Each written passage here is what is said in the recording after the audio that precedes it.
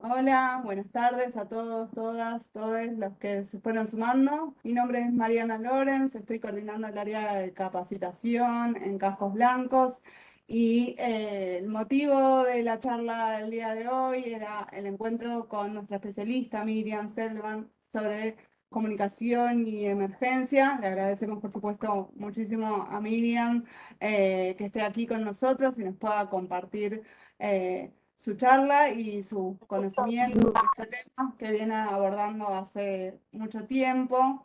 Bueno, este ciclo de charlas que venimos realizando en Cascos Blancos tiene la intención de poder capacitar y profesionalizar a nuestros voluntarios y voluntarias.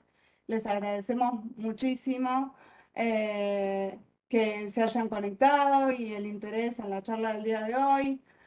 Venía comentando antes a los que ya están conectados que esta es una charla más que estamos haciendo. Venimos trabajando sobre distintas temáticas que consideramos desde Cascos que pueden ser de interés para nuestros voluntarios y voluntarias. Hemos trabajado sobre contención psicosocial, sobre nuestro programa de voluntariado ambiental en la última charla. También trabajamos sobre manejo de donaciones. Eh, y bueno, todas aquellas temáticas que nos parecen relevantes para poder compartir con ustedes. Bueno, como les decía, hoy tenemos el gusto de poder tener entre nosotros aquí en Cancillería a Miriam Selman. Miriam es licenciada en Trabajo Social de la UNLAM, es diplomada superior en Ciencias Sociales, Educación y Nuevas Tecnologías de Flaxo y diplomada superior, especialista y magíster en desarrollo humano también de Flaxo.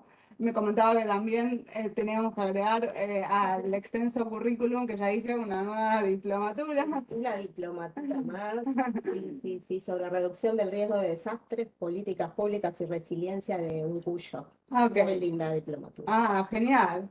Bueno, entonces, para nada, sin más prolegómenos, le doy la palabra a Miriam, que nos va a compartir la charla de hoy.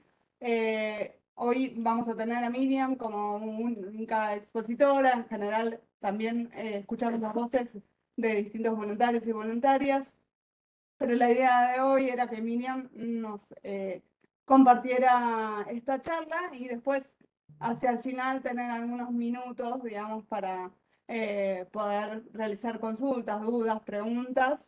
Y también, bueno, Miriam nos compartió un texto que les compartimos oportunamente con el link de la charla, que le resultaba interesante que ustedes pudieran leer previamente a la charla y seguramente les vamos a estar compartiendo después el documento de trabajo que realizamos después de cada charla con las principales cuestiones que se fueron abordando. Bueno, Miriam, muchas gracias por estar nuevamente y te cedo la palabra. Bueno, muchas gracias Mariana, a vos, a todo el equipo de Cascos Blancos. Me siento como en casa, Qué bien. porque bueno, en algunos años estuve como activamente trabajando como voluntaria de Cascos Blancos, así que bueno, es un como reencuentro, un volver, y bueno, y buenas tardes para todas y todos los voluntarios y quienes estén con ganas de compartir esta charla vinculada a lo que es la gestión del riesgo de desastres desde la perspectiva de la comunicación. ¿Sí? Bien, Empieza a compartir el Power. para empezar, vamos a ir poniendo el Power. Y como les decía, bueno, Mariana, habrán recibido un material que me pareció atinado compartirles, que es, pasamos a la siguiente, que quizás lo puedo pasar desde aquí, ahí está, que es un material muy interesante del 2005, pero no pierde su vigencia, de Gustavo Vilches-Chaus. Yo digo que es un gurú dentro de lo que es la gestión del riesgo de desastres. Y bueno, es uno de los fundadores de lo que fue la red, una de las primeras organizaciones en Latinoamérica que se abocó a la temática. Y él se suele presentar como exalumno del terremoto de Popayán, es oriundo de Colombia. Dice que aprendió muchísimo a partir de ese terremoto, estudió Derecho, Ciencias Políticas y Sociales en la Universidad de Cauca. Y los temas que aborda son educación ambiental, información y comunicación en gestión de riesgo de desastres, gestión participativa del riesgo y adaptación al cambio climático. Es un texto muy interesante para introducirnos en el tema de la comunicación y la gestión del riesgo. Yo le sugerí ir desde la página 41 a la 63, pero es altamente recomendable todo el texto. Vamos a pasar a la siguiente. A ver. Quería partir desde algunas premisas básicas. Y la primera y fundamental es que los desastres no son naturales, ¿no? Y algo que parece obvio, que no es tan obvio al momento de generar prácticas vinculadas a la gestión del riesgo, ¿no? Que tiene que ver con esto. Los desastres no son naturales, los desastres se construyen socialmente. ¿Y por qué? Porque tiene que ver con los modos de vivir y los modos de habitar los territorios que tenemos las personas, ¿no? Y otra de las premisas básicas de las que quiero partir es que los desastres pueden evitarse o reducirse también socialmente. Así como se construyen y se generan en la sociedad, también desde la sociedad pueden generarse instancias para poder evitarse o reducirse, ¿no? Y cómo a través de lo que es la gestión del riesgo de desastres y una gestión adecuada, ¿sí? de ese riesgo. Este es todo el paradigma, ¿no, Miriam? Que empieza con el marco de Sendai, que se preocupa no solo por la respuesta a la emergencia, sino también por la prevención y la mitigación y todo el trabajo. Exacto, viene de mucho antes, pero podemos decir que tiene como su auge fuerte en lo que es la América Latina en los 80, y justamente lo que vos decís, o sea, Sendai es como la continuación de esa línea, ¿no? Desde ese enfoque teórico, un enfoque teórico que todavía cuesta como llevarse a la práctica, que está en transición, y que bueno, y que depende de nosotras, de nosotros, el poder hacerlo una práctica concreta, permanente, constante, ¿sí? Y para comenzar me gustaría, como muy sintéticamente, y sé que seguramente las voluntarias, los voluntarios ya tienen mucha claridad en este tema, pero sí me gustaría poner como un marco referencial teórico común, ¿no? Para entendernos. ¿Qué es una emergencia? Podemos decir que es una situación adversa, perjudicial, para las personas, pero que es una situación controlable, a diferencia de un desastre, que es una situación que provoca daños severos, donde ya se pierde el control, donde hay pérdidas de vidas humanas y hay consecuencias que son multidimensionales para las comunidades, ¿no? Y el desastre, en realidad, no es el comienzo, sino el fin de un proceso que a veces es muy largo de construcción de condiciones de riesgo que se van construyendo en la sociedad, ¿sí? Y los desastres representan, desde la perspectiva de Label, otro referente de este enfoque, los desastres representan la materialización de las condiciones de riesgo que son preexistentes en la sociedad, ¿no? eh, las que se construyen en un territorio que se caracteriza por singularidades culturales y particularidades de los procesos de desarrollo. ¿Qué es el riesgo? Y acá viene la palabra difícil, la palabra abstracta, que nos cuesta, ¿no? A veces comprender, Y vamos a pensarlo como la probabilidad, ¿no? Es una probabilidad de pérdidas a futuro. Y si es algo probable, es algo que se puede evitar o que se puede reducir. Y esa probabilidad se va a caracterizar por eh, determinados componentes que en interrelación van generando el aumento o la disminución de ese riesgo, ¿no?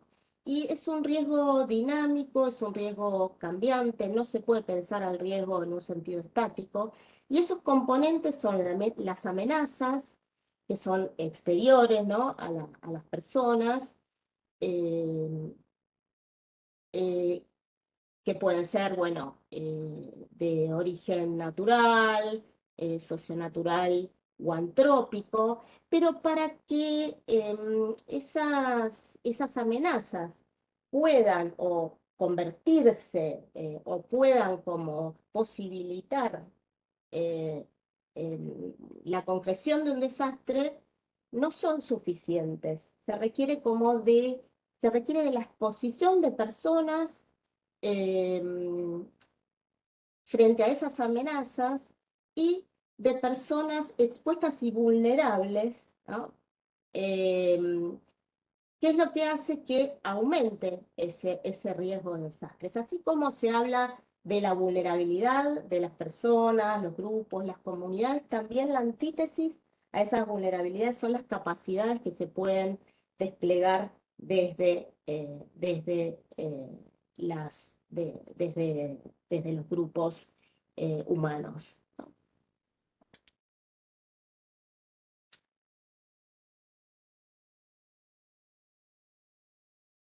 Sí me gustaría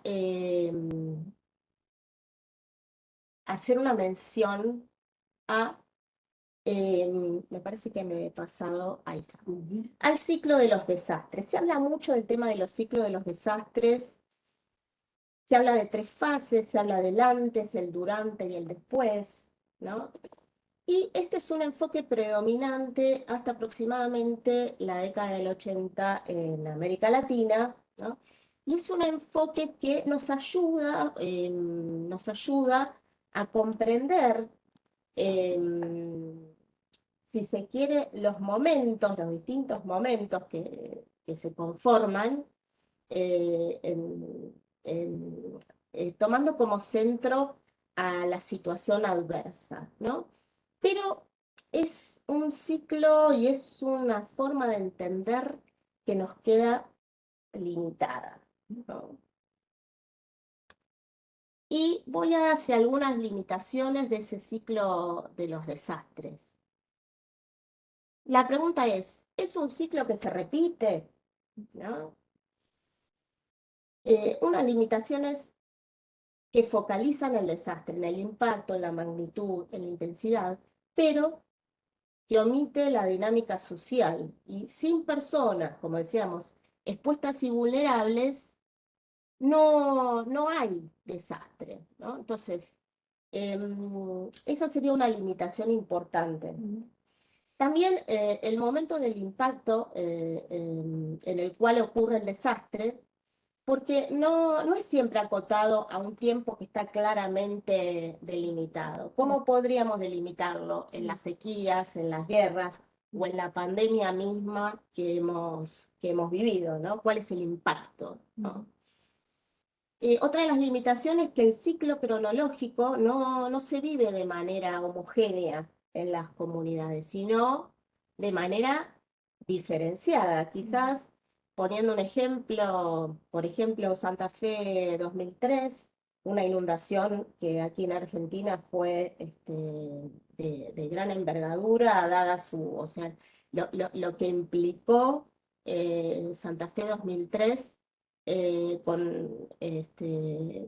no solamente con la cantidad de personas y de superficie afectadas, sino toda la previa vinculada a las vulnerabilidades territoriales en ese lugar. Bueno, había personas que estaban en una situación mucho más favorable para recuperarse rápidamente, que contaban con recursos para ello, y sin embargo había también otros grupos más desfavorecidos que contaban con viviendas precarias, que estaban en ese momento con trabajos informales, fluctuantes, bueno, y les costó muchísimo más. Entonces, lo que para algunos grupos les implicó semanas de recuperación, para otras les implicó años, ¿no? Entonces, es importante esto de no homogeneizar el ciclo cronológico. Y después, también, o sea, no se comparte ese ciclo, no se culmina en el mismo ciclo. eh, y después el tema también es en que un mismo actor puede estar atravesado por dos fases a la vez, ¿no? Considerando que en el escenario de riesgo las amenazas son múltiples, y entonces puede ser que estemos viviendo una inundación y a la vez la pandemia, claro, y son amenazas múltiples. Entonces sería otra limitación.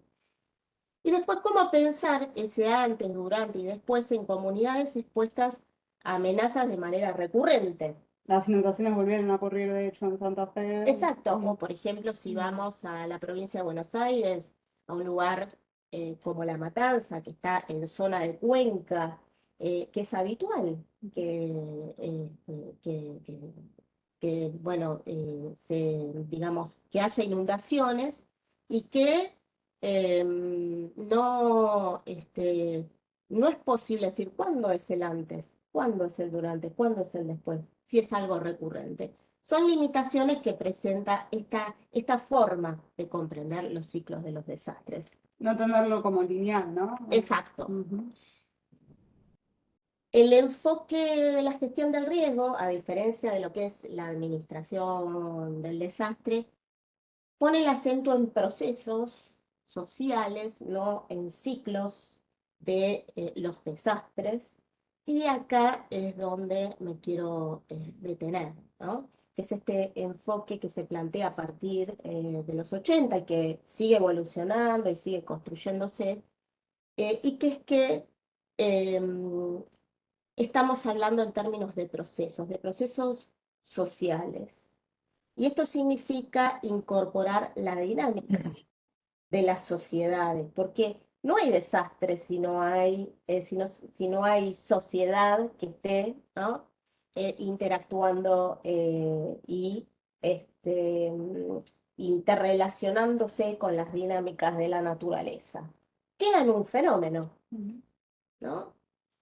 Entonces, ¿qué plantea este mapa de procesos? Bueno, que hay una instancia o en realidad un momento que es constante, que es el de la identificación y la valoración del riesgo, de esa probabilidad, que es transversal, como ustedes lo podrán ver en esta diapositiva, que es transversal a todos los momentos.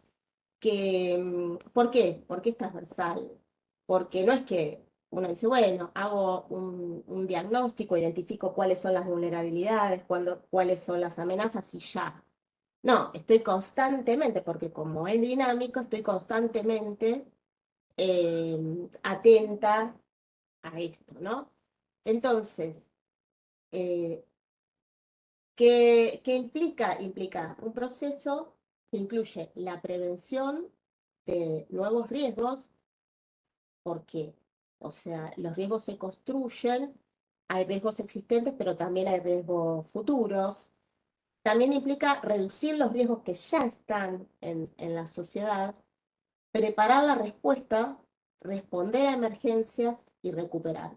Y acá, volviendo a lo que es el título de la charla de hoy, que se llama Comunicación Social del Riesgo y la Emergencia, lo que les quiero proponer es considerar la comunicación desde lo que es el enfoque de la gestión del riesgo, desde los procesos sociales, y también considerar la emergencia, la respuesta a las emergencias, también dentro de este proceso, si no, quedaría como limitado pensarlo desde el afuera de este proceso, porque la respuesta a la emergencia se puede preparar. Y en este sentido, la comunicación es clave, ¿no? Y por último, lo que implica la recuperación, ¿no? También dentro de este proceso. No es lineal, podemos trabajar en todos estos momentos a la vez. Obviamente que en determinadas situaciones vamos a tener más énfasis en algunos momentos que en otros, pero lo tenemos que leer en clave de procesos, no de ciclos. Entonces, siguiendo esta lógica, la idea es que la gestión del riesgo de desastres consiste en un proceso que es interactoral, no multiactoral. Hay quienes también lo conciben como multiactoral, pero yo creo que cuando se gestiona y implica un trabajo, digamos, de estrategia y de acciones, lo que tiene que prevalecer es la relación que se va estableciendo entre actores. Son múltiples actores que interactúan entre sí. Exacto, ¿no? pero no de manera desorganizada, sino coordinada. Entonces, ese proceso implica como un proceso interactoral, ¿sí? Em, También es un proceso en el que las comunidades humanas reconocen el riesgo que enfrentan, lo analizan, lo entienden. ¿Por qué? Porque si yo eh, voy a actuar, necesito primero conocer, hacer un análisis de situación. Y aún actuando, lo que decía antes, necesito también este, pensarlo desde la dinámica del riesgo, ¿no? Y es un proceso en el que se van eligiendo opciones, se establecen prioridades para reducir el riesgo. Es un proceso en el que se consideran los recursos y las capacidades disponibles en las comunidades humanas, en sus entornos. Es un proceso donde se diseñan las estrategias, instrumentos necesarios y también donde se acuerdan las formas de implementación. No hay una única forma de implementación, no hay recetas preconcebidas. Es una construcción justamente entre distintos actores. Y también implica este proceso la toma de decisiones para abordar el problema, con las tensiones que ello implica, ¿no? Entre los distintos actores. Y también es un proceso que requiere llevarse a la práctica, requiere concretarse y no de manera aislada, que es algo que sucede, ¿no? De hacer acciones, sino de forma constante y permanente, ¿no? Y esto es una definición que tomé de Alan Lavin.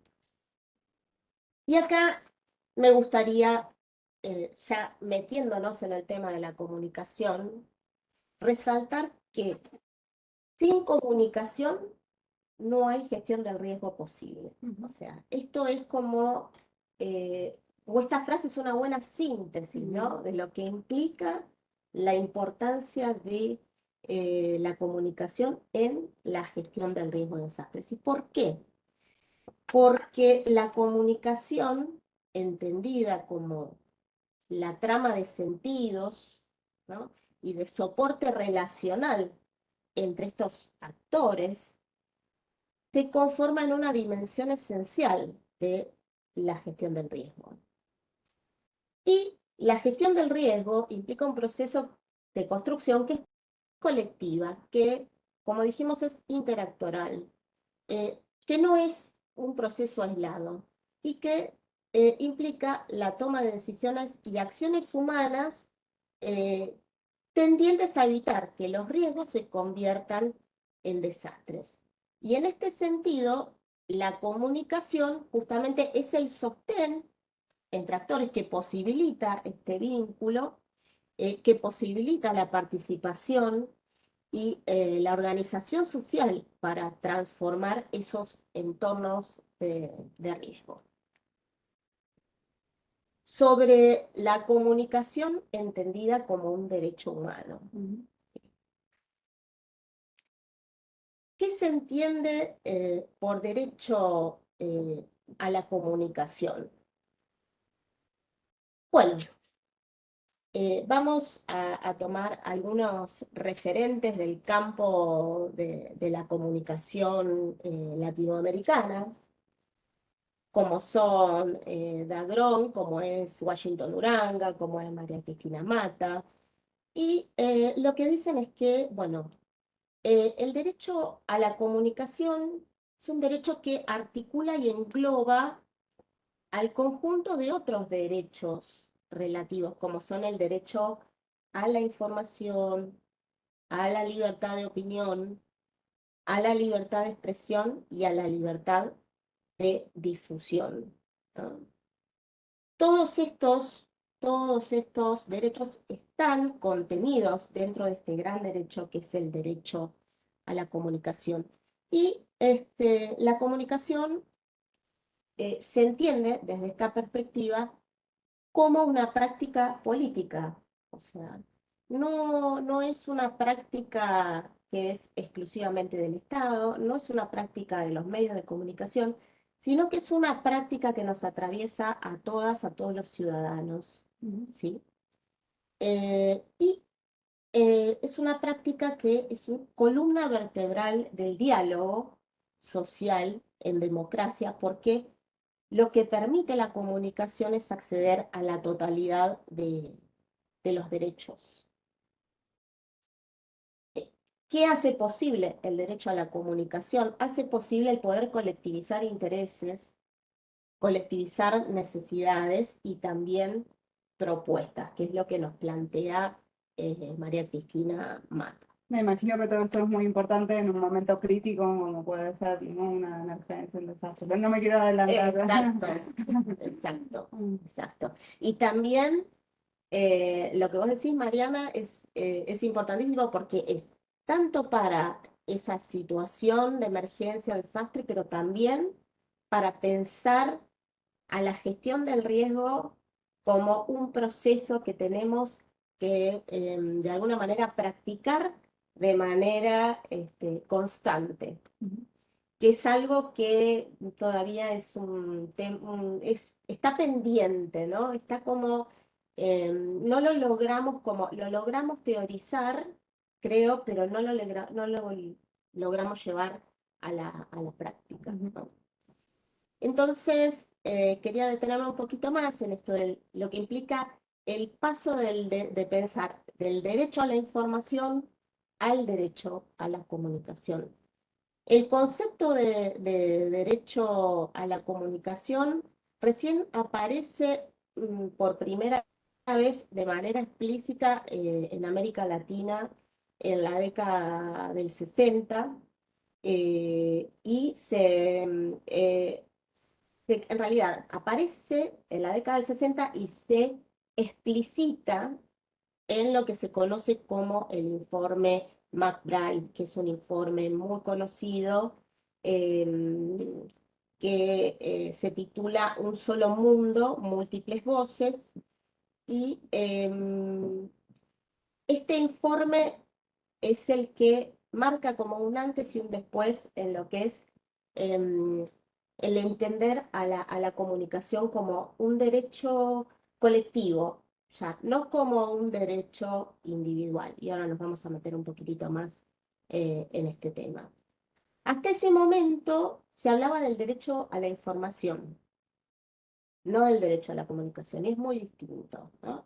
Y entonces resulta apropiado considerar los sinónimos, ¿no? Yo tengo derecho a la información, tengo derecho a la comunicación, y ciertamente que no, porque el derecho a la comunicación no se limita a estar informado o a la información o a contar con información, sino que es mucho más amplio y que lo abarca, y como habíamos visto en la diapositiva anterior, el derecho a la comunicación articula y engloba al conjunto de los derechos relativos como el acceso a la información, ¿sí? Lo que implica también la libertad de opinión, la libertad de expresión y la libertad de difusión. Por eso quería volver a esto, ¿no? Es mucho más amplio. Y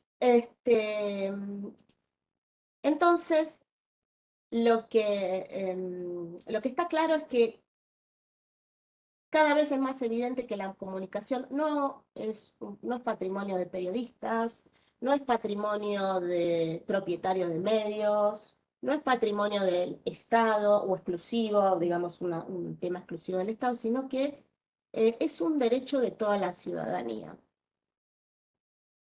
Y acá, simplemente como para quienes quieran como seguir ahondando en el tema, yo les hablaba de este paso de la comunicación desde el derecho individual al derecho colectivo, ¿no? ¿Por qué? Porque en la Declaración Universal de los Derechos Humanos de 1948 aparece el derecho, fíjense, en el artículo 19 aparece como derecho individual. Tiene este sesgo, ¿no? Yo que digo, es lo mejor que logramos como humanidad la Declaración Universal de los Derechos Humanos. Es perfectible, sí. Hay quienes le hacen la crítica de lo que implica esta visión más individual, liberal, eurocentrista, pero creo que es lo mejor que hemos logrado como sociedad hasta ahora. Y dice todo individuo, no dice todo pueblo o todo colectivo, ¿no? Está basado, todo individuo tiene derecho a la libertad de opinión, ¿sí? Y de expresión. Y este derecho incluye el no ser molestado a causa de sus opiniones, el de investigar y recibir informaciones y opiniones, y el de difundirlas sin limitación de fronteras por cualquier medio de expresión, ¿sí?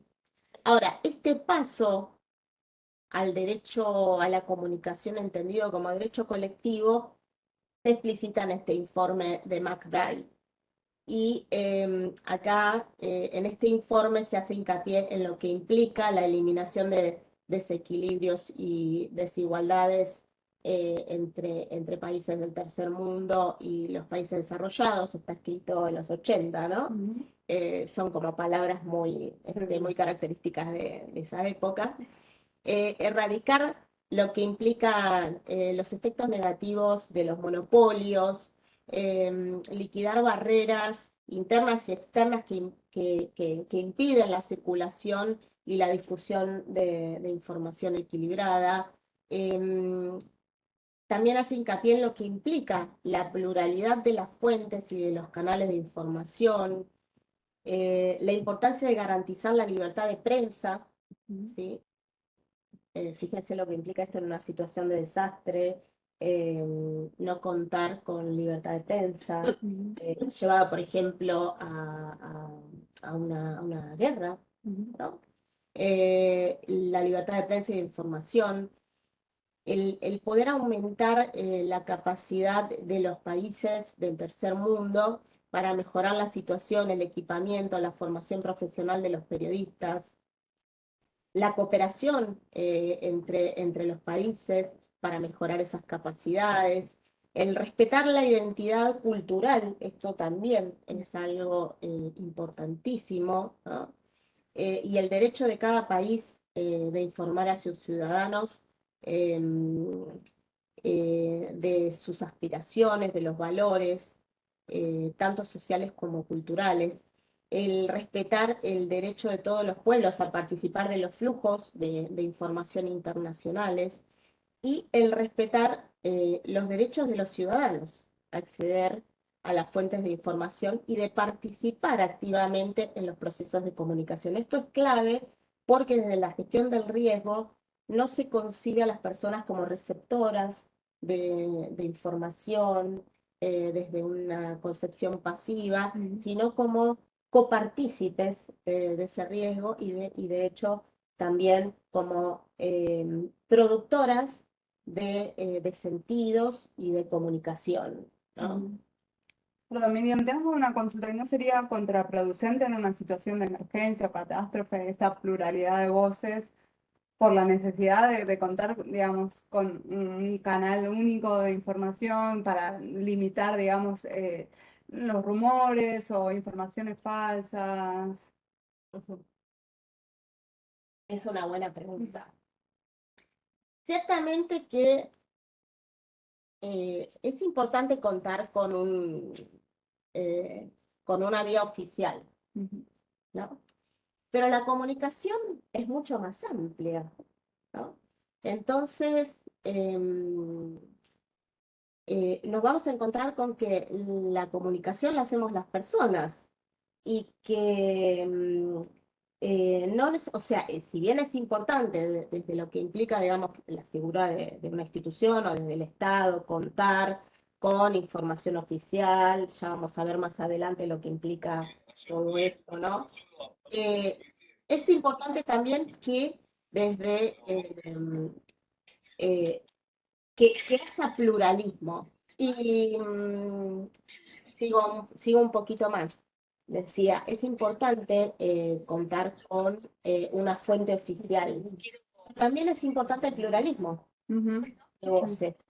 Entonces, mientras sea, digamos, con prudencia, con lo que implica la prudencia informativa, la veracidad de la información que se brinda, es parte, digamos, de, de la salud de un pueblo, Ujú. entendiendo la salud también desde lo biopsicosocial, contar con pluralidad de voces, Ujú. ¿no? Y yo pensaba mientras tanto, ¿qué pasa cuando como esa comunicación oficial no es representativa? Me imaginaba Bolsonaro Ujú. diciendo, es una gripecina, Ujú. ¿no? Digo, esa sería un comunicado oficial Ujú. para el Claro. pueblo de Brasil, Ujú. ¿no? ¿O qué pasaría con un comunicado oficial en un entorno de dictadura, Ujú. ¿no? Que también se comunica, pero no lejos está de lo que sería en un ámbito democrático. Ujú. Entonces, por eso es que es importante la información oficial, pero así como es importante la información oficial, también es importante el pluralismo de voces. Perfecto. Seguimos un poquito más. La comunicación social para la gestión del riesgo de desastres no es, desde mi perspectiva, un servicio Mm. para los damnificados. Es una palabra que no gusta, Mm. no me gusta, me Ujú. parece que Ujú. en un desastre. Y es un derecho de todas las personas que conforman los escenarios de riesgo. No es una tarea exclusiva de los medios de comunicación, sí es una práctica de todos los actores, actores que son copartícipes, como dijimos, de este proceso. No es solo la difusión de información por parte de fuentes oficiales y Mm. especializadas, es un proceso de construcción entre múltiples actores copartícipes que están interconectados. Como si me hubieras leído el pensamiento. No fue preparado, ¿eh? No. ¿Y por qué es central el derecho a la comunicación en la gestión del riesgo de desastres? Y fíjense todo lo que posibilita, ¿no? Por un lado, participar en la construcción de la información para poder identificar y analizar los riesgos. No es una tarea de especialistas, Ujú. nada más, sino que todos, en tanto ciudadanos, copartícipes, corresponsables también de esa gestión, también podemos contribuir desde nuestros lugares a identificar y analizar esos riesgos. Eh, y lo que posibilita es problematizar esos riesgos en un contexto, situarlos, ¿no? Generar canales de comunicación y de intercambio de conocimientos locales.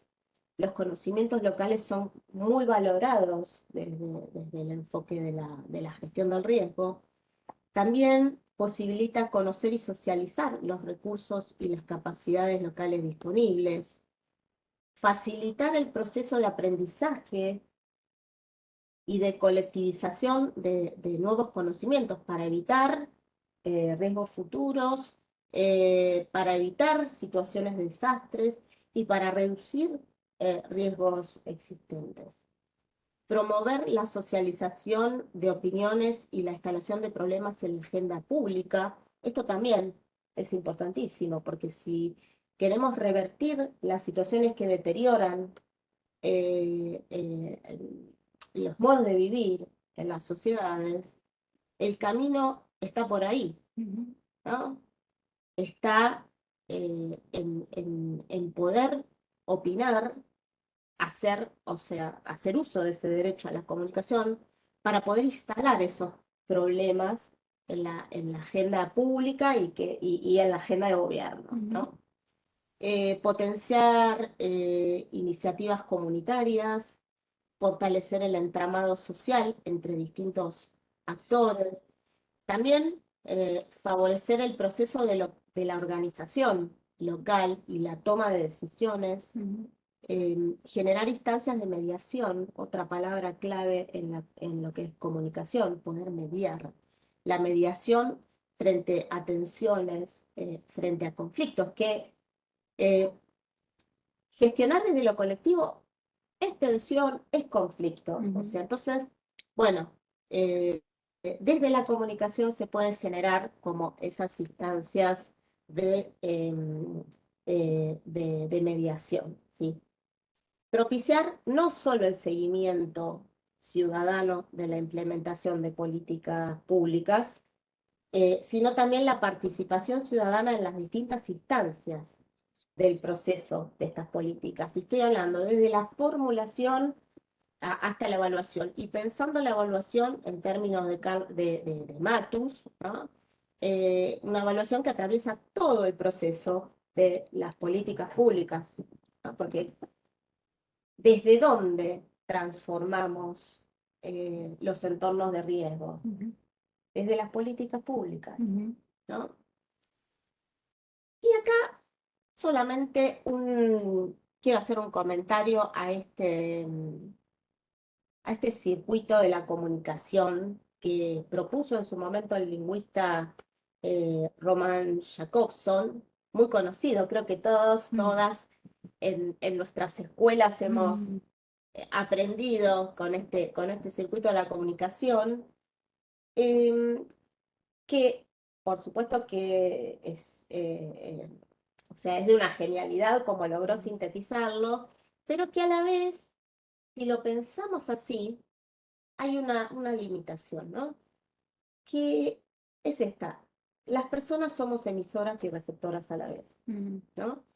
Y que no existe un emisor y un receptor fijo. ¿Y por qué esto es importantísimo? Porque si yo voy a diseñar, ¿no?, una estrategia comunicacional, no es lo mismo pensar a las personas como receptoras y emisoras a la vez que pensarlas como receptoras de comunicados, por ejemplo, ¿no? Esto es importantísimo. Entonces, ¿por qué en las emergencias y en los desastres se suele pensar a los afectados como receptores de información y de comunicados? Esto lo quiero dejar ahí picando. Me parece un tema para seguir ahondando, para repensarnos desde el rol de voluntarios, desde el rol de tomadores de decisiones, ¿sí? Si hay que pensar esas estrategias comunicacionales desde el acatar comunicados, ¿no? O cómo hay que pensarlas, ¿no? Seguimos un poquito más. Y ahora sí me quiero detener en lo que implica los actores sociales, es decir, los sujetos de comunicación, los titulares del derecho a la comunicación. Y Jesús María Barbero dice que eh, hablar de comunicación implica, o sea, es mucho más que hablar de medios de comunicación, implica hablar de actores, implica hablar de prácticas sociales, de procesos culturales y políticos, ¿no? Y acá vuelvo a traer yo le digo a mi gurú, a Gustavo Vilches-Chaux. Gustavo Vilches-Chaux dice que si ocultamos cuidadosamente las causas de los mal llamados desastres naturales, vamos a encontrarnos que casi sin excepción, entre esos factores que generan los desastres, existen problemas de comunicación, ¿no? O más bien él dice de incomunicación entre distintos actores. Fíjense la importancia, ¿no? Y si nos ponemos a pensar en las distintas situaciones, desastres que conocemos a través de la prensa, o que hemos vivido, que hemos vivenciado, bueno, ¿qué pasa? O sea, ¿qué pasa con esa comunicación? No, no en el momento en que se materializa el desastre, No tenemos sino, alertas o avisos previos. claro, por ejemplo, ¿qué pasa con los sistemas de alerta temprana? ¿Qué son los sistemas de alerta temprana? Los SAT. Son comunicación pura, ¿sí? Claro. Bueno, y así nos vamos a encontrar con que si analizamos, ¿no?, las distintas causas de los desastres, pero también nos vamos a encontrar con que son problemas de comunicación entre actores, ¿no? Y vuelvo a esta idea inicial de lo que implica la gestión del riesgo como un proceso interactoral, como un proceso que es necesariamente colectivo, que implica un trabajo de coparticipación y corresponsabilidad de actores, que implica comunicación y coordinación entre actores. Probablemente los desastres, probablemente no, casi sin excepción, diríamos, se vinculan a una descoordinación entre actores, ¿sí? A que algunos de los actores no abordan o no asumen su responsabilidad, ¿no? O no participan en lo que es, digamos, la gestión del riesgo para evitar que se materialice en un desastre. Y por eso es fundamental pensar la comunicación desde el sentido de red entre actores. Y acá vamos a tener algunos de los actores principales, todo en el marco de lo que implica la relación entre las dinámicas de la naturaleza vuelvo a las dinámicas de la naturaleza en interrelación con las dinámicas de las comunidades humanas, que también formamos parte de la naturaleza, no estamos por fuera, ¿no? En ese marco que plantea Vilches-Chaux, vamos a encontrarnos con que actores o parte de esos nodos, de esa red, están las autoridades locales municipales, también están las autoridades nacionales, regionales, las organizaciones comunitarias, las comunidades científicas, el sector educativo, la comunidad internacional, los sectores privados, serían los sectores empresarios, los organismos de socorro, las organizaciones y líderes políticos, los medios de comunicación, ¿sí? Y, y todos estos actores van conformando la red, justamente la red interactoral que lo que genera, lo que puede llegar a generar es en la descoordinación, aumento de la probabilidad de desastres y en la coordinación una reducción de ella.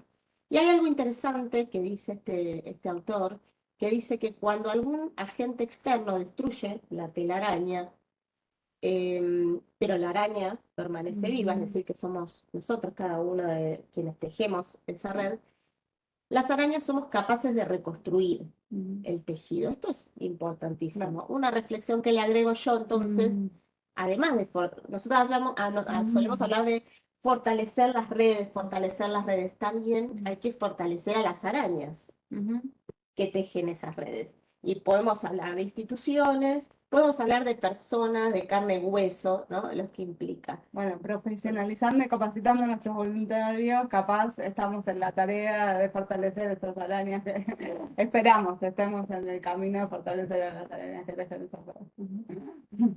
Importantísimo, importantísimo, sí, porque el rol de los voluntarios en lo que es la gestión del riesgo creo que es importantísimo, es clave, es necesario, así que y las instancias de formación son formas también de reducción de riesgo.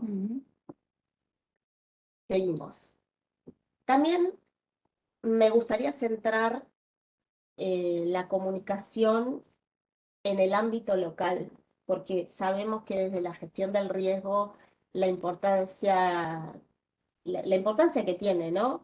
Centrarnos en los espacios microsociales, sin desentendernos de las estructuras más amplias. ¿Pero por qué? Porque, dice Díaz Palacios, que es la fuente desde donde tomo este gráfico, que es donde se sienten los problemas de desastres. No se puede homogeneizar las estrategias comunicacionales. Tienen que pensarse desde los ámbitos locales. Puede haber estrategias, digamos, de estructuras más amplias, estrategias comunicacionales, pero no se puede pensar la comunicación sin tener en cuenta la dimensión local. Y es en esta dimensión local donde también, además del sentir, de sufrir los problemas, desastres, es donde se territorializan, se manifiestan los factores de riesgo. Y en tanto probabilidad, es ahí donde tenemos la posibilidad también de transformar o de contribuir a transformar. Entonces, es importantísimo este punto. Porque además, lo que dice Díaz Palacios es que es en el ámbito local donde se puede hacer más incidencia en los actores sociales, ¿no? Es donde se puede reducir más eficientemente los riesgos. Entonces, por más internacional que sea una situación de desastres, siempre tenemos que pensarla también desde la dimensión local. No se contraponen, lo local no se contrapone a lo global o a lo más amplio, ¿no? Sino que tenemos que tener en cuenta lo distintivo, la singularidad, las particularidades locales, territoriales, históricas también, ¿no? Y en este sentido, y también en relación a lo que implica el ámbito local, sí quiero centrarme un momento en la importancia de las mesas de coordinación territorial. ¿Qué se distinguen de los COE? ¿No? ¿Por qué? Porque no es la idea desde la gestión del riesgo armar un COE cuando sucede un desastre. Estamos refiriéndonos al centro de operaciones de emergencia que por ahí se Claro, arma. que se arma en el momento de la crisis. No. O sea, la idea de la gestión de riesgo es que si vamos a llevar adelante una práctica constante, sostenida en los territorios, tiene que ser a través de mesas de coordinación territorial que sean sostenidas en los territorios, que sean interactorales. Y esto es fundamental, que que no se junten los actores cuando sucede una catástrofe, sino que puedan sentarse a planificar. Y esa mesa de gestión, puede ser mesa de gestión, mesa de coordinación territorial, ¿qué es lo que hace? Trabaja y se basa en pura comunicación, ¿no? Entonces, tiene como finalidad enlazar actores, sostener procesos en el ámbito territorial, analizar la realidad, estimar los factores del riesgo.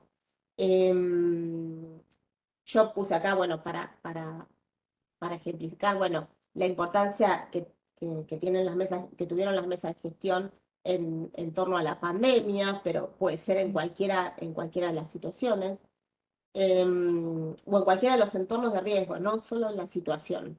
Establecer una agenda de prioridades, teniendo en cuenta los problemas específicos, las necesidades sociales, las medidas urgentes, las que se tienen que considerar a mediano y largo plazo, lo que implica coordinar e implementar acciones para llevar adelante entre todos los actores involucrados, el potenciar las capacidades locales disponibles en la comunidad, el realizar seguimientos de los procesos de implementación de las medidas adoptadas, ¿no?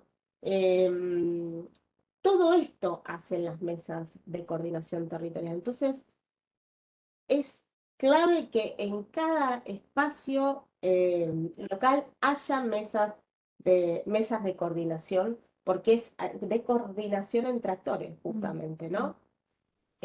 Como algo como primordial.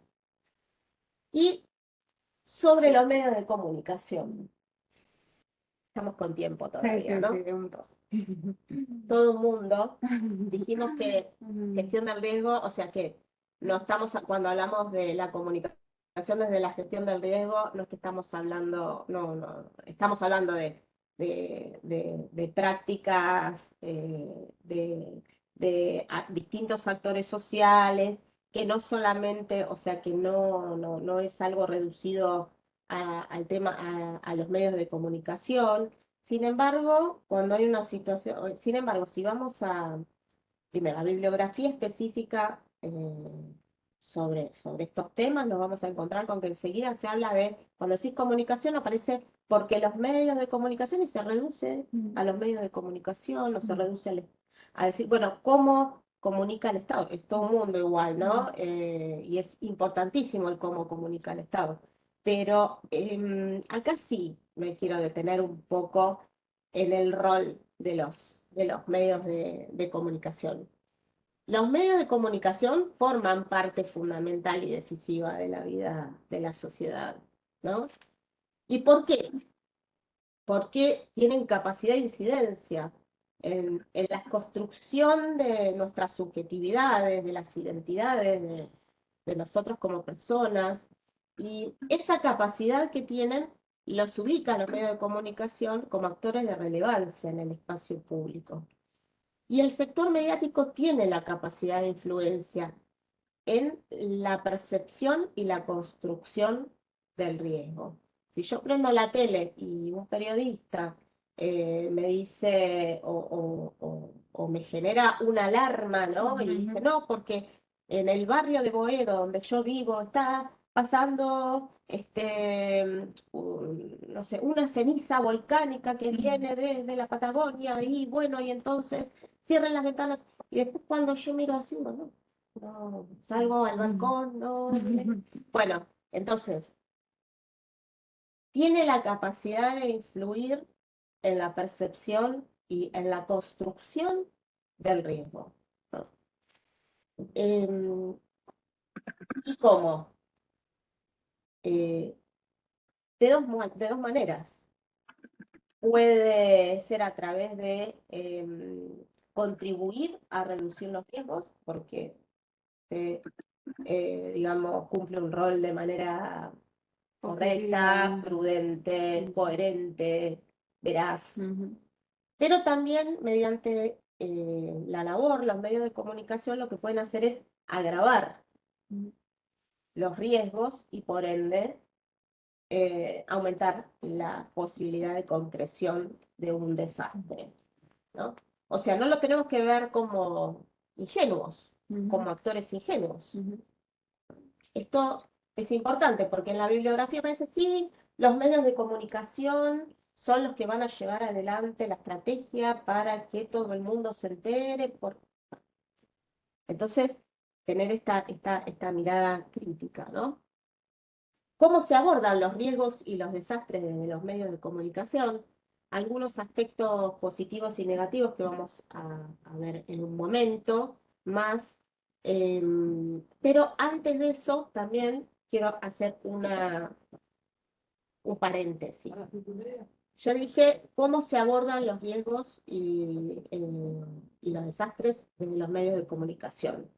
Falta una pregunta ahí. Una segunda pregunta. ¿Desde dónde? ¿Desde qué medios? ¿Los medios estatales? ¿Los medios privados con fines de lucro? O sea, los comerciales, hegemónicos o los medios comunitarios.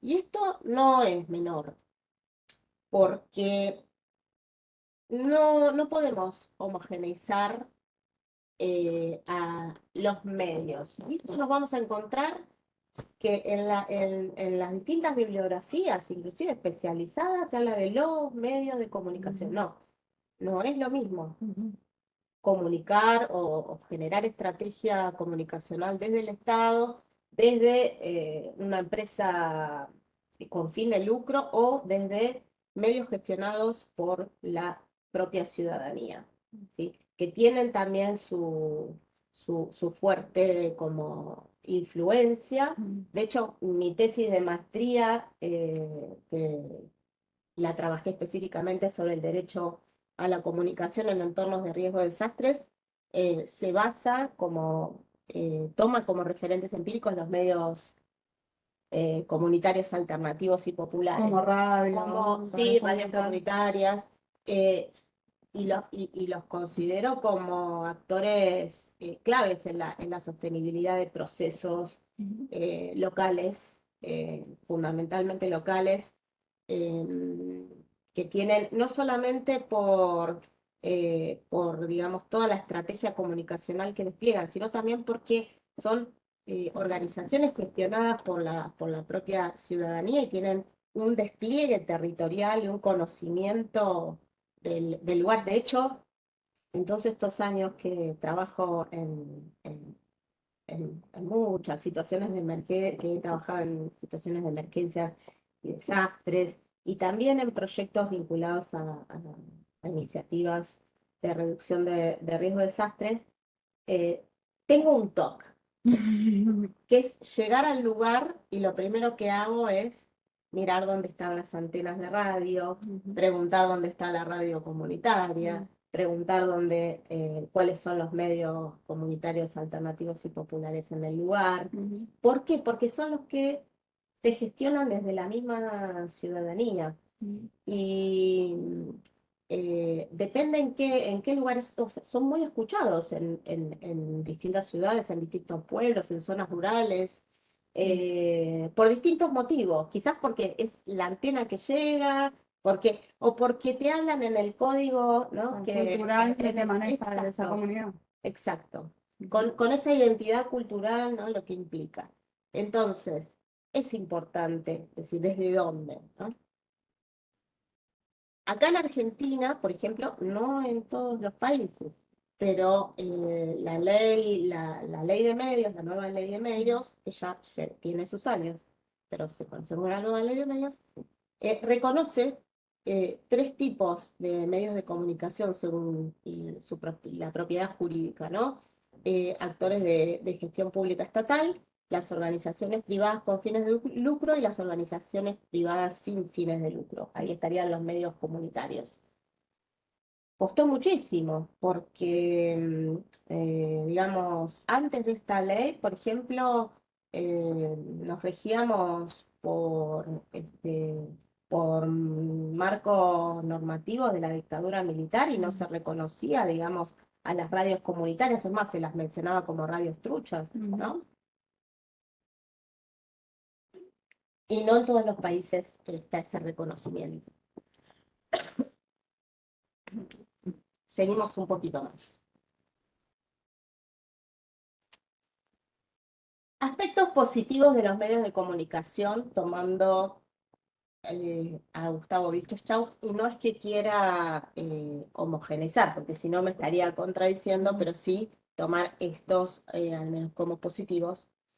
Dice que los medios contribuyen a situar el tema de los riesgos y los desastres en las mentes de las comunidades y sus líderes.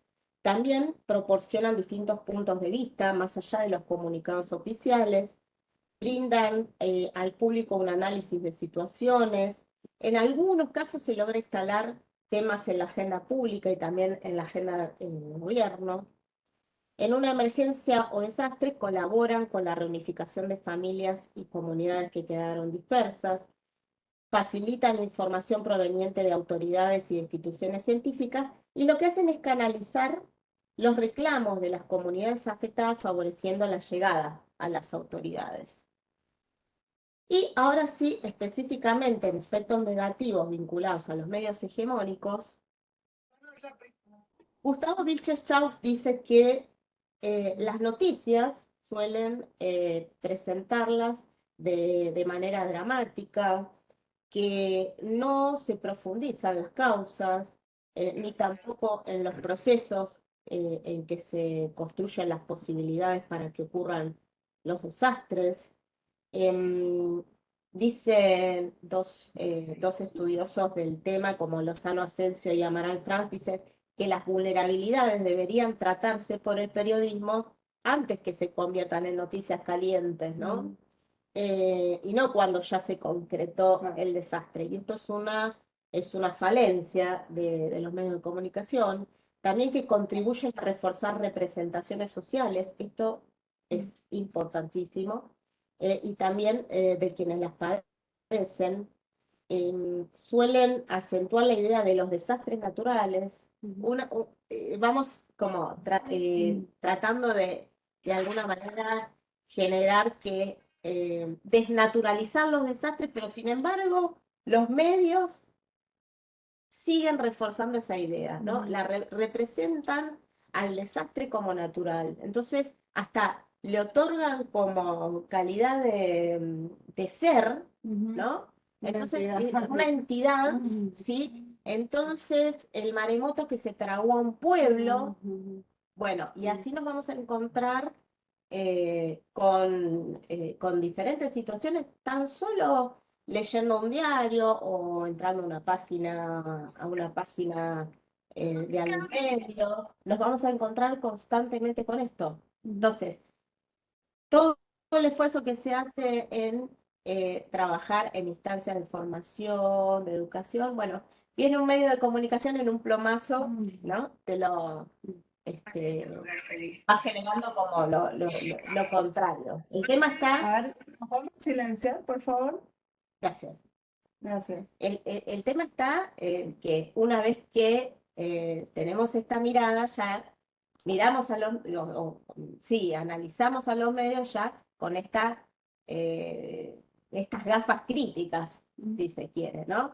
Y me parece importantísimo que al momento de sentarnos a ver la tele o a ver una página web o a ver, bueno, tener en cuenta esto, ¿no? De cómo representan a los desastres.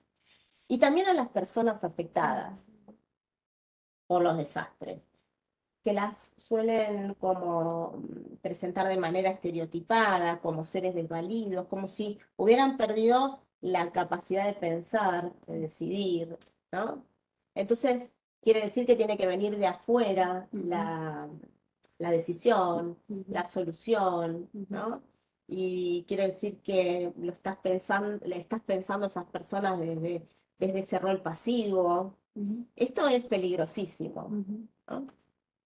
Sí, para relacionarlo con la charla que teníamos sobre gestión, digamos, de donaciones, también veíamos que a veces los medios lo que hacen es poniendo, digamos, los discursos de las personas afectadas que dicen necesitar de todo, a veces lo que hacen es generar una catarata de donaciones de cosas que la gente se quiere descartar, pero no necesariamente son las que necesitan las personas. Entonces, estaría bueno comunicar cuáles son las necesidades concretas, de qué tipo de suministros se necesitan, porque, bueno, la gente en su desesperación, obviamente, cuando le pregunta a un periodista qué necesitan, va a decir de todo, perdimos todo, necesitamos cualquier cosa. Sí, es como que ya está como enlatada el listado, ¿no? Enlatada la respuesta. Entonces nos vamos a encontrar con que enseguida, frente a cualquier situación de desastre, es alimentos, ropa, pañales, quizás no sea lo que se requiera en ese momento. Probablemente no. Es más, hasta sea contraproducente, porque estás malgastando recursos, esfuerzos, ¿no? Bueno, otro de los aspectos negativos es que refuerzan el imaginario de periodistas que salvan vidas. Los periodistas no salvan vidas. Es más, esto lo vamos a encontrar en bibliografía específica también, sobre temas de emergencias, desastres y hasta de gestión del riesgo. Refuerzan la idea de héroe en un contexto desastroso. Y en realidad lo que tiene que hacer el periodista es informar. Es generar generar los recursos informativos que se necesitan para que la gente pueda contar con ellos, pueda, pueda proyectarse, pueda planificar, ¿no? También otro de los aspectos negativos es que no hay como un compromiso claro con el público. Otro de ellos es que están más pendientes de informar sobre la destrucción que sobre la previsión de los desastres. Esto lo sostienen Lozano Asensio y Amaral Franz en una tesis que fue publicada en 2018. También la falta de formación especializada de los periodistas que pueda agravar la situación. No hay... hay periodistas especializados en periodismo de desastres, periodismo de guerra, pero no en gestión del riesgo.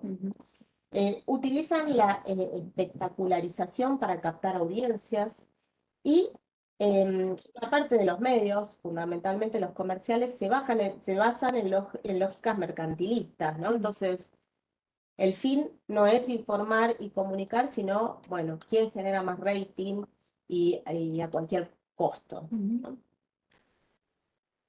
Esto que les voy a compartir es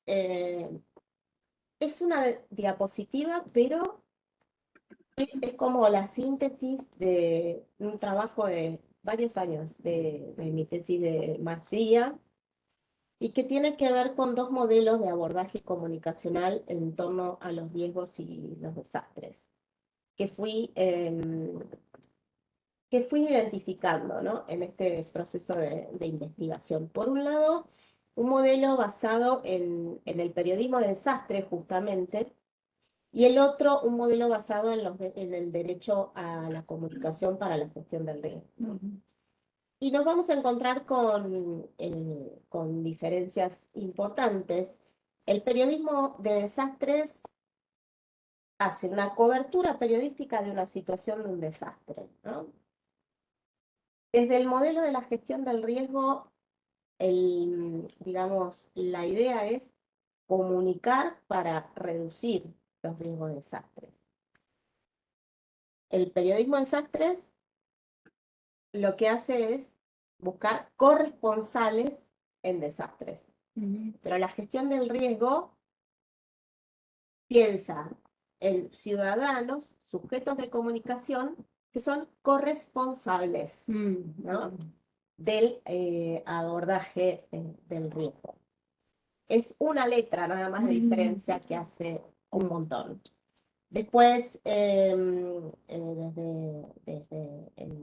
el modelo del periodismo de desastres, se basa en la difusión informativa a un público que es pasivo y damnificado en un escenario desastroso, a diferencia del otro modelo que plantea la participación ciudadana, que se ejerce desde el derecho a la comunicación para transformar los entornos de riesgo. El periodismo de desastres presenta una agenda con tratamiento fugaz, ¿no? Así como subió el agua y se inundó, no sé, la Matanza, sigo porque este es un lugar que conozco muy bien. Así como cuando bajó el agua se fueron, ¿no? Se fueron las cámaras y el problema sigue allí. Entonces son como agendas fugaces, acotadas al momento de un desastre, a diferencia de lo que implica pensar en una agenda participativa y con tratamiento constante sobre temas vinculados a entornos de riesgo de desastre. Y acá los medios comunitarios son claves, porque están ahí, siguen sosteniendo ahí esos procesos orientados a la gestión del riesgo.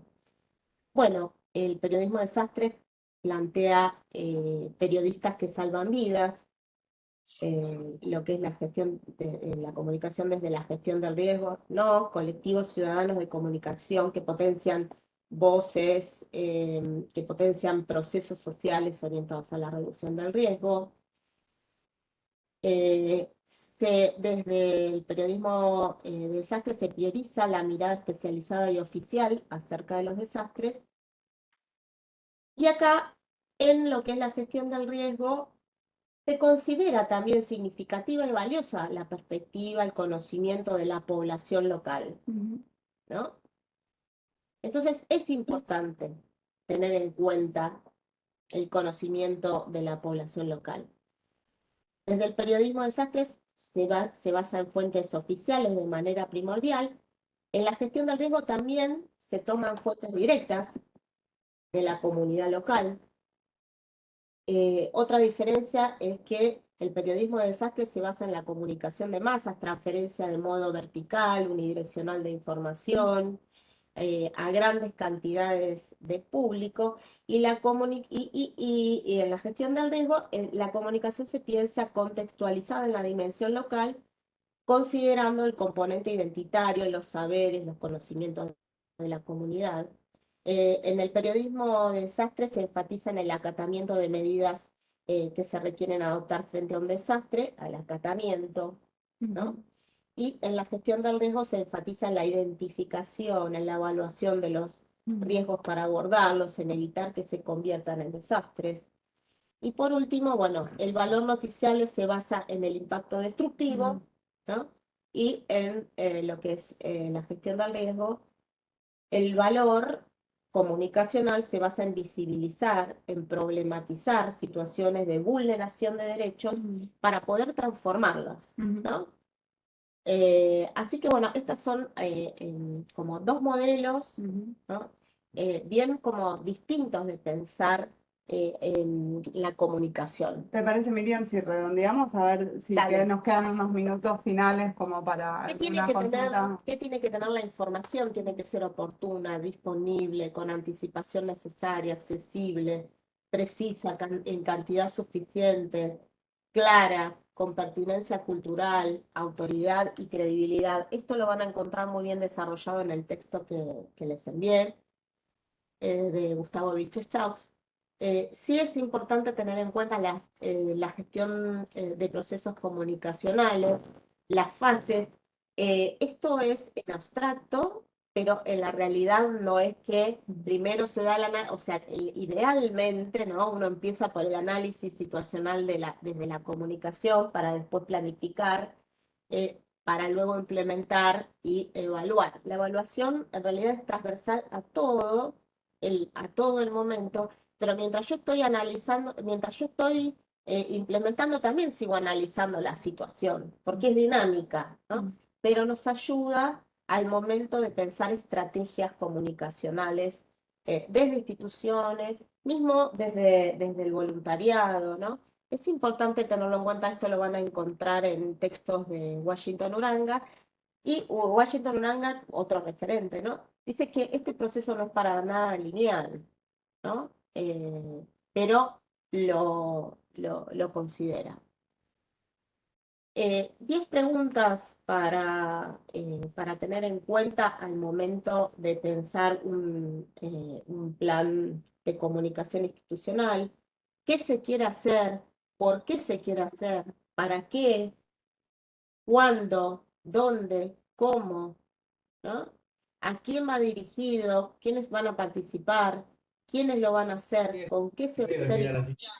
¿Sí? Estos son como aspectos importantísimos al momento de pensar la comunicación. Me voy a quedar un poco corta con los aspectos éticos de información y comunicación. Sí, quiero estar en... Fíjense de silenciar, por favor, los micrófonos. Gracias. Sí quiero enfatizar en la importancia de chequear la información antes de divulgarla, del resguardo de la intimidad de las personas afectadas, lo que implica esto. Al momento de utilizar fotografías, audios, videos, ahora cada vez está más al alcance de la mano, lo tenemos todo en el celular, quienes tenemos acceso a las tecnologías, que es un tema que no he abordado aquí, pero merecería una charla aparte. La importancia del consentimiento cuando sacas esa documentación, sea fotográfica o audiovisual, el resguardo de los niños, de los jóvenes, que implica realizar informes, ¿no? Cuando a los voluntarios, las voluntarias nos piden, ¿no?, realizar reportes diarios, informes. Bueno, ¿para quién? ¿Para qué? ¿Qué se informa? ¿Cuál es el mejor informe? ¿El que tiene toda la información que me dice, digamos, la persona afectada, o la o la información que se requiere quizás para gestionar algún tipo de recursos? Y esto no es menor, porque estamos hablando, por ejemplo, una situación de, no sé, puede ser de violación, de maltrato. ¿Hasta qué punto, o sea, tengo que volcar yo? ¿Para quién? En un informe, ¿para quién? ¿A quién se lo voy a dirigir? Entonces, ser prudentes con esto. ¿Qué pasa con las bases de datos digitalizadas? Todo el mundo. ¿Quiénes tienen acceso a esas bases? ¿Están protegidas? ¿No? ¿Cuentan con datos sensibles que son distintos a datos públicos? ¿Cómo resguardarlos? eh, las entrevistas a los afectados, pensarlas en un diálogo en contexto de privacidad, ¿no? Porque esto muchas veces no sucede. No exponer a las personas afectadas en los medios de comunicación. Acá hay una tarea importantísima también de los observatorios de los medios de comunicación, bueno, que se viene trabajando, pero no es suficiente. Acá en Argentina está la Defensoría del Público, así como está la Defensoría del Pueblo, está la Defensoría del Público, está haciendo una tarea importantísima, y en este sentido es importante seguir redoblando esfuerzos. Los modos de nombrar a las personas afectadas desde su autopercepción. ¿Qué pasa con esta lectura de listados de víctimas, de personas heridas? ¿Cuándo? ¿Para qué? A veces es innecesario porque ya fueron los familiares ubicados. ¿Para qué estás exponiendo sus nombres ahí? Lo que implica también el identificarse, ¿no? En los lugares, si vos estás representando una institución, chaqueta, credencial, mencionar la institución a la que perteneces, ¿no? Tienen derecho las personas afectadas a conocer esto. También, cuando se hacen relevamientos, explicitarles el para qué a las personas afectadas. Y importantísimo, generar canales de información accesibles para afectados, familiares, cercanos. Esto en lo que es comunicación es fundamental, porque no es solamente en la zona cero. Zona cero, sí, está, pero en lo que es, digamos, son los alrededores, esa zona cero, justamente son, son distintos, son mundos, ¿no? En donde tiene que fluir la comunicación para que esas personas que están o desorientados o que están buscando a sus seres queridos, a sus cercanos, puedan acceder a la información que necesitan. Tiene que haber un espacio. Bueno, en algunos lugares se le llama, por ejemplo, CUDI, que son los centros únicos de información, que no solamente ahí se centraliza la información, se brinda información, es como que es el lugar donde confluyen, ¿no? Donde vos podés dirigirte para poder contar, claro. Y esto, una mesa de informes, una mesa, aunque sea improvisada en el lugar, pero ya previamente pensada, ¿no? Bueno, estos son Y dejando intervenir y actuar, éticos. intervenir y actuar a quienes están respondiendo a la emergencia, ¿no? Para no afectar la tarea.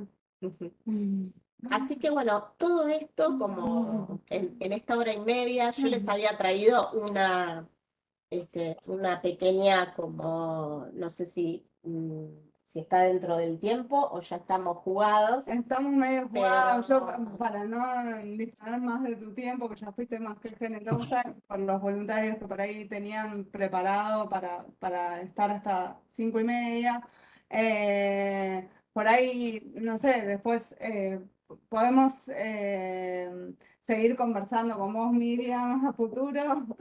Y sé que tenías preparado un ejemplo más práctico por ahí, pero por ahí en virtud del tiempo lo dejamos para otro momento. Bueno, nos quedaría también conversar o discutir con los voluntarios cuáles son las actitudes o los derechos y obligaciones en una misión en cuanto a la comunicación, ¿no? Siempre tratamos de establecer un canal único de comunicación cuando estamos en una misión de cascos blancos a través del jefe del operativo. Y también, bueno, eso, los aspectos éticos que mencionabas, de ser muy responsable con lo que subimos a las redes, con los videos, las imágenes que tomamos, que eso tratamos de que nuestros voluntarios lo sigan también como obligación cuando estén en una misión. Bueno, no sé si alguna tiene alguna pregunta en particular para estos últimos minutos, para Miriam. Les agradecemos, bueno, la comprometemos a Miriam a llegar acá, ya nos están pidiendo una segunda charla. Con Para- todo gusto. para Así les puedo compartir un Mm. ejemplo práctico. Bien, bueno. Con todo gusto.